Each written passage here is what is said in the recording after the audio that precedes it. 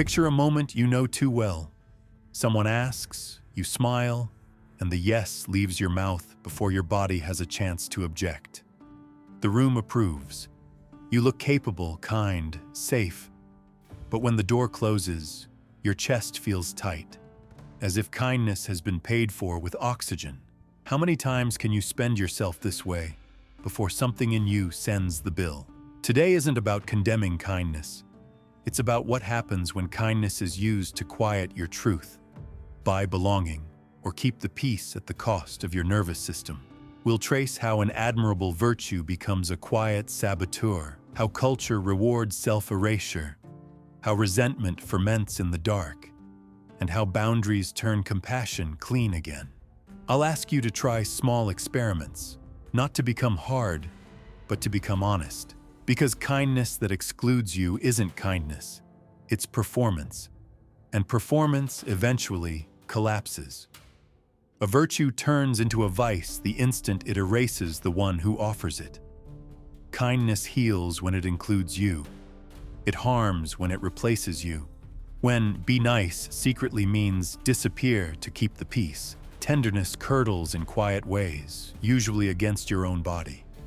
You say yes, you cover, you carry. The room applauds. Inside, your breath shortens, and the invisible ledger of emotional debt begins to fill. The paradox is simple. Without limits, an inner moral hazard grows. You train the world to bargain with your needs and teach your own nervous system that discomfort must not be voiced. The bill arrives as resentment and quiet distancing. Kindness without you becomes a slow betrayal. This isn't a campaign against kindness. It is a defense of the self that makes kindness possible. Before the next yes, pause and ask, is this a gift or is this a defense? Gifts feel costly but clean. They stretch you without erasing you. Defense yeses feel fast and sticky, entangling you in later repairs. Scan the body, jaw, breath, shoulders. If they tighten, your gesture may be buying approval rather than supporting truth. When kindness includes you, it endures. When it excludes you, it charges interest you can't afford. Try a pause, a clear limit, and a warm alternative. You won't become hard. You'll become honest, and your kindness will finally have a spine. He is the reliable one. When friends move, he carries boxes. When colleagues drown, he stays late. When his sister calls, he answers. In year 1, this looks like character. By year 3, his doctor writes reflux, insomnia, trapezius pain. What changed? Attention pointed outward switched off the inner compass. Interoception, the quiet sense that says enough. On Saturday, he agrees breathlessly to a favor. On Sunday, he circles a mute anger at a world that always takes. This isn't sainthood. It's exhaustion. His yeses have become currency for safety. I give, therefore I belong. The way back isn't becoming stone. It's reintroducing bodily honesty into decisions. Before replying, check 3 signals: short breath, clenched jaw, a flicker of irritability. If they show up, replace the reflex with an honest pause. I want to help. Let me check and get back to you. That half beat returns choice and allows a clean yes or a compassionate no with an alternative. Use care plus limit plus path. I want to. I have 30 minutes. I can tomorrow. People who love you adapt. People who used you protest briefly. If your yes costs health, it isn't kindness. Over weeks, he notices that saying less, but truer, reduces the resentment that once leaked as lateness and sarcasm. Reliability doesn't vanish. It becomes sustainable, and his relationships grow clearer because they're no longer funded by self-erasure. Empathy is a marvel. Dosage matters. What people call compassion, fatigue isn't moral failure. It's a physiological ceiling. Your nervous system mirrors another's pain. Without edges and recovery, stress stacks, attention frays, and sleep thins. In care professions, this has a name. In families and friendships, It hides under being a good person. The issue isn't feeling, it's feeling without containment. Continuous availability breeds crooked compensation. Distance, sarcasm, disappearing. That's your organism trying to rebalance the wrong way. There's a kinder alternative. Alternate contact with containment. Set windows instead of an open door. No replies after a certain hour, or one channel instead of 5. Schedule recovery before the next ask. A walk, a book, a bath, silence. Replace the fantasy of always accessible with reliably available within limits. Notice how the people around you actually settle when your boundary is clear and warm. It's easier to lean on a solid rail than a sponge. Empathy without edges empties the well. If guilt spikes when you set limits, translate it. This is my care learning to breathe. Generosity that keeps a shape lasts longer and lands cleaner because it's not subsidized by hidden resentment. In practice, say, "I'm off after 9, but I'll check in at 10 tomorrow." Or, "I can listen for 20 minutes and then must log off." Containment preserves the very capacity you want to keep giving. Imagine 2 signatures.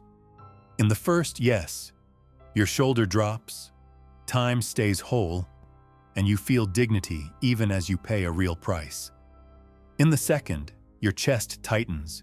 You immediately calculate how to reclaim the lost hour, and something in you contracts as if you told a small lie. The word is the same. The systems are not. One yes is a gift. The other is a shield. The gift stretches you but preserves you. The shield trades truth for approval and invoices you later in resentment. How to tell them apart in real time. Introduce a diagnostic pause.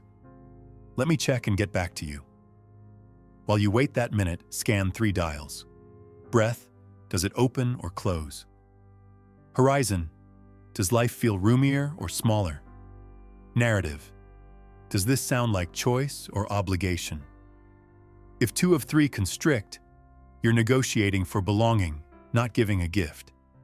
Answer with care, limit, and an alternative. I want to help. I can give 30 minutes tomorrow. An honest pause protects tomorrow's kindness. You are not withdrawing love. You are preventing a debt that would poison it. Over time, this tiny habit rewires how others relate to you. They stop relying on your reflex and start relying on your clarity. You'll notice the paradox. The fewer automatic yeses you give, the more trustworthy your yes becomes. When did you learn that refusal equals rejection?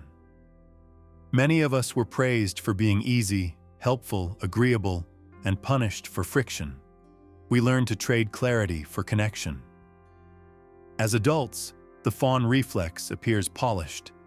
You anticipate needs, smile quickly, and apologize for existing when you finally can't. But look underneath. An old deal still runs. If I'm useful, I'm safe. Useful is beautiful when it's chosen, devastating when it's compulsory. Begin by mapping your origin story. Who benefited from your early yes? Who reacted badly to your early no? Note how the body still predicts those reactions even when the original people are gone. Offer 1 micro revision this week. I care, and I can't today. Friday works. Watch the panic swell and pass. Watch the relationship stay or clarify. As Jung put it, there is no coming to consciousness without pain. You're not rejecting people. You're rejecting the performance that kept you small. A clear no is a durable form of care. If guilt shouts, translate it. My nervous system is catching up to my adulthood. You are not failing kindness. You're removing the lie that made kindness heavy. Practice this line until it feels true. I'm still with you. I'm just not available for this. What if a boundary isn't a wall, but a window? Clear, breathable, and openable. Limits don't reduce love. They remove confusion. Without them, kindness turns into covert contracts. I give so you'll stay. I help so you'll approve.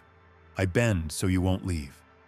The bill arrives as fatigue, sarcasm, and distance.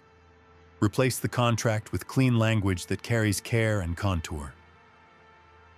I'm glad to help, and I have 30 minutes, or I can't tonight. Saturday, 10 to 11, I'm free. This isn't stinginess. It's advanced honesty that prevents quiet cruelty later. Start upstream. State expectations before the crisis. Even on busy weeks, I'm offline after 9. People regulate around clarity the way hands steady against a sturdy rail. Boundaries keep compassion breathable. Notice how resentment drops when you stop promising what your future self must pay for. Yeses become fewer but stronger. Nos become warmer and shorter. If someone calls you selfish, pause. Are they losing access to your overextension or to your love? One is a healthy loss. Keep your language short, specific, and kind. Keep your follow-through consistent. This is not about building distance. It's about protecting closeness from the poisons of pretense and scorekeeping. Honesty is oxygen. Let both of you breathe. Sometimes help harms. Rescue can look generous, while quietly stealing responsibility, competence, and growth. You do it for them, because it's faster, cleaner, less conflict. Then resent their learned helplessness. They aren't helpless. The system you built rewards it. Underneath rescuing is often anxiety. If I don't fix it, things fall apart, or they'll be angry. That fear makes you overfunction so others underfunction to match. The loop stabilizes. You get identity from saving. They get permission to stall. Break the loop by returning ownership with warmth. I care about this and I trust you to take the next step. What do you see as your plan? Offer scaffolds, not solutions. Deadlines, not doing. Presence, not replacement. If they stumble, let natural consequences teach what you're rescuing blocks. Stop rescuing people from lessons they must learn. Expect pushback. Systems defend themselves. Hold steady and kind. I'm here to support, not to carry. You'll feel clumsy at first. Control dressed as kindness had clarity's costume. Let the discomfort mean you're moving from managing outcomes to honoring agency. Counterintuitively, relationships often improve because respect returns on both sides.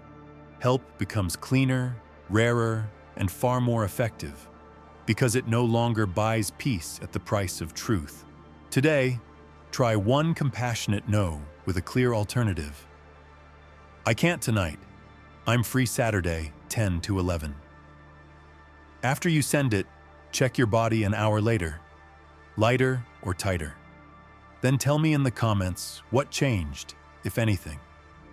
The reaction you got, and the sentence that helped you say it. In crisis, every yes steals from somewhere. Time and energy are finite, and the math grows brutal when demands collide. The ethical move isn't to give indiscriminately, it's to triage. You direct scarce care toward what matters most. Your health, your dependence, your core commitments. That isn't selfish, it's moral clarity. Consider the parent who declines a favor during a medical emergency. Outsiders may label it cold. In truth, it is fidelity to priorities that cannot wait. Selective kindness is the kindest thing in hard weeks. If you try to cover everyone, you risk covering no one well. A phrase can help. This season is heavy, and I need to focus here. It honors both the relationship and the reality. The pushback that follows is diagnostic. Those who benefit from your over-availability may protest. Those who truly value you adjust. Expect guilt to arise, but translate it as a sign that you are rewriting old contracts. True compassion includes context, not just impulse. In hard weeks, kindness narrowed is kindness strengthened. When you reclaim triage, you discover that saying no isn't failure, it's stewardship. The people who matter will feel the depth of your yes because it wasn't diluted across a dozen half-hearted gestures. Mercy without truth dissolves into indulgence. Truth without mercy calcifies into harm. This paradox runs through every relationship. To care sustainably, you must hold both spine and heart.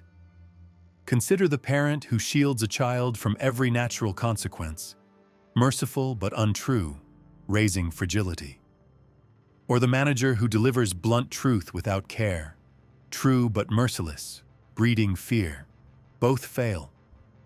The integration is the work. Say what is real, but say it with warmth. I love you, and this behavior isn't working. Notice how different that lands compared to silence or harshness.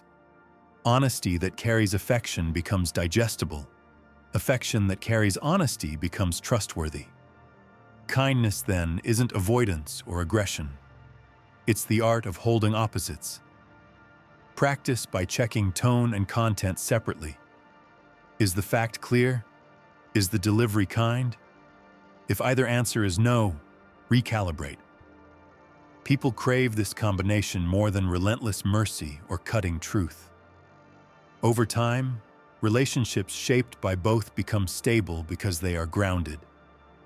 You stop oscillating between indulgence and severity. You begin to speak with rather than at.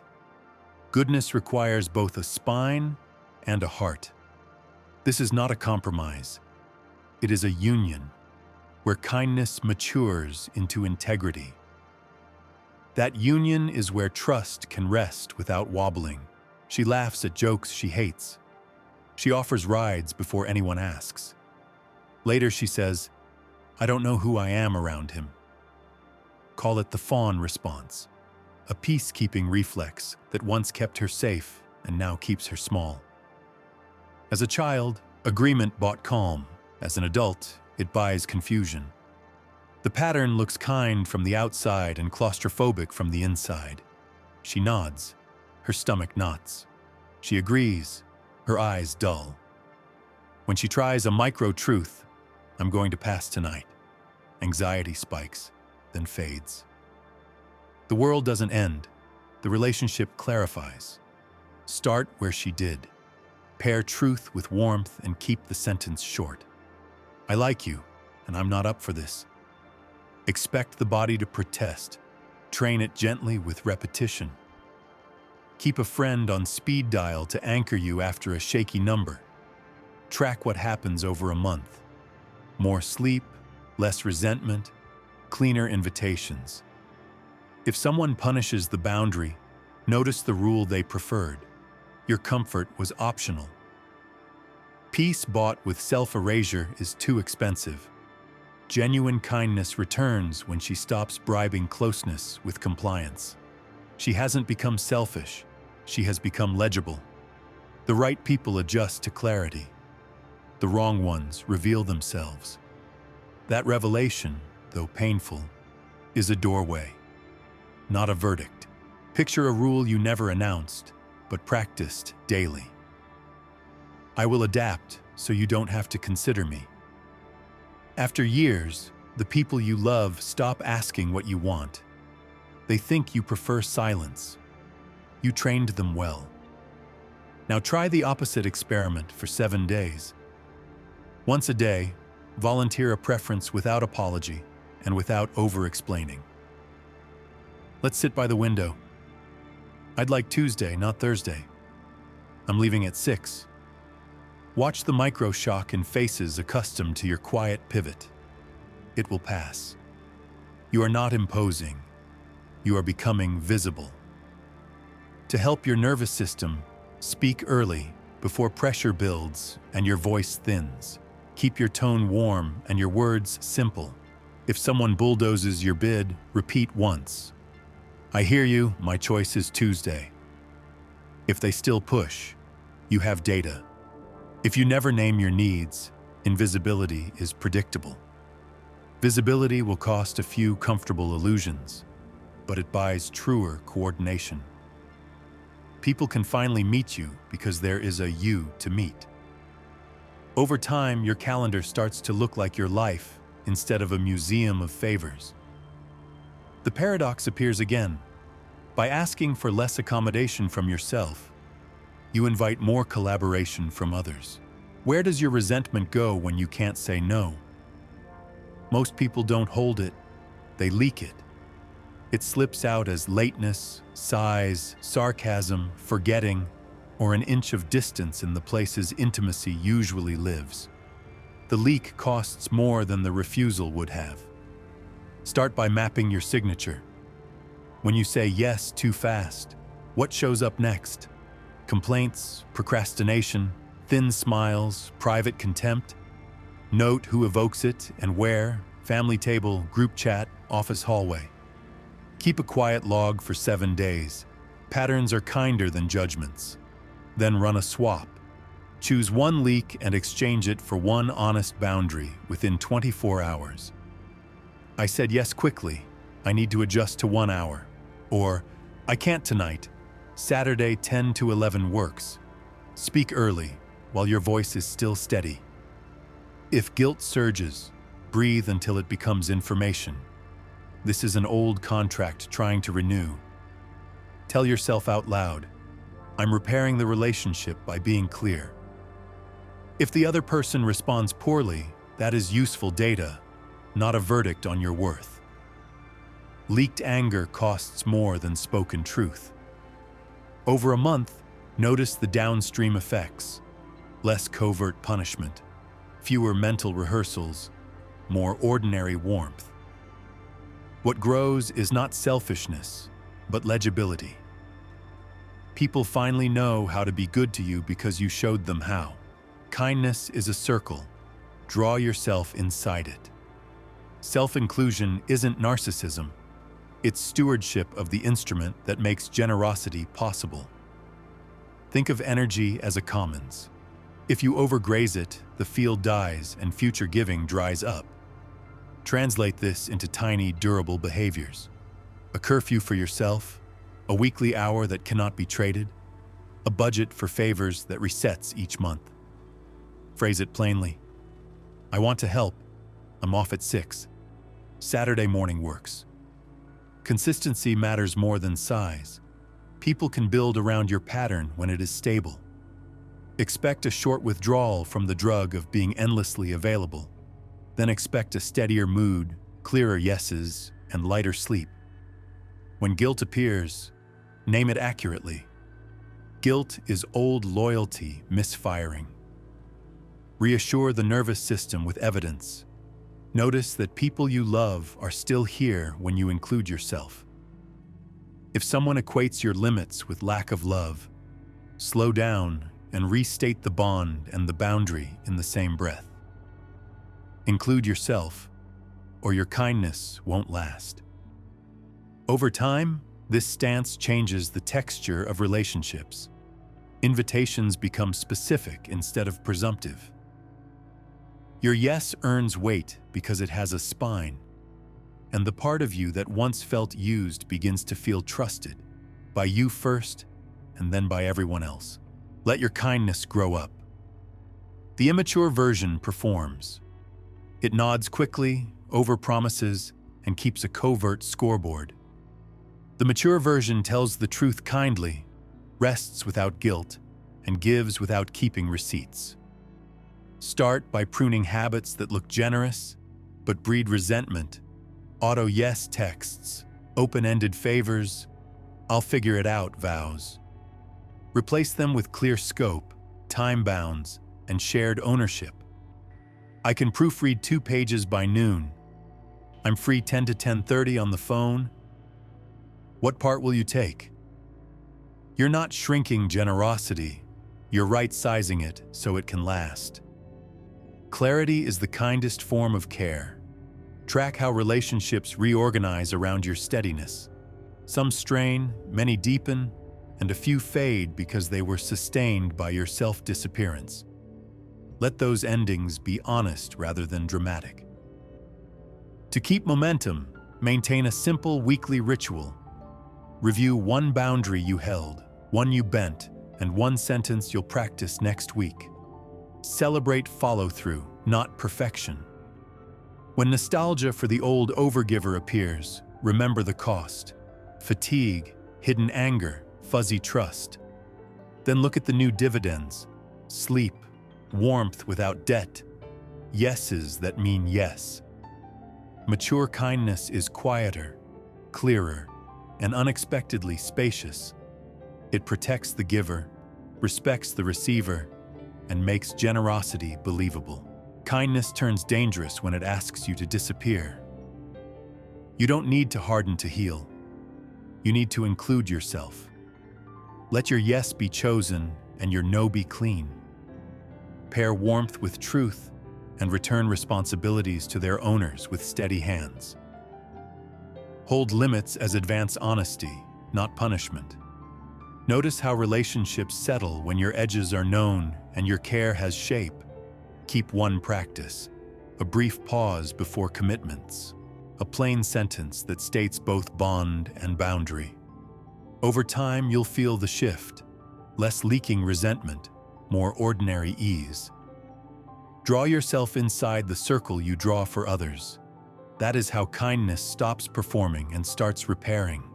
How it lasts, how it deepens, how it finally does the good you always meant it to do.